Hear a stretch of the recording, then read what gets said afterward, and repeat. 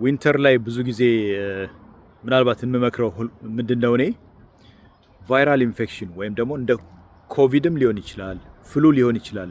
አታውቁትም። በተለይ ዊንተር ላይ ምን ይሆናል ሰዎች ምንድነው የሚያደርጉት?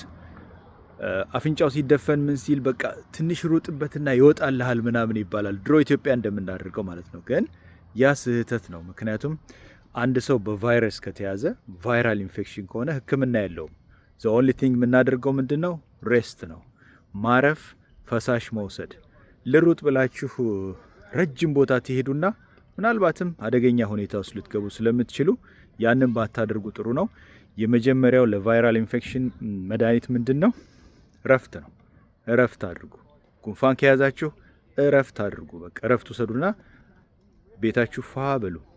ሞቅ ያለ ነገር፣ ትኩስ ነገር እየወሰዳችሁ ህመም ካለ የህመም አንዳንዴ ማስታገሻ ብዙም ባይወሰድም ግን መውሰድ ካለባችሁ ብትወስዱ ችግር የለውም። ሌላው ግን እረፍት ከምንም በላይ ነው፣ ቀዝቀዝ ባለ ሁኔታ እና ምን እላችኋለሁ፣ ይህን የመሰለ ሰማይ እያያችሁ ወጣ ብላችሁ ፀሐይዋ ወጣ ስትል እንቅስቃሴ አድርጉ። ከታመማችሁ ግን እረፍት ያስፈልጋችኋል። ኦራይት ፎሎ አድርጉኛ። ጠቅ ሰላም ቆዩልኝ።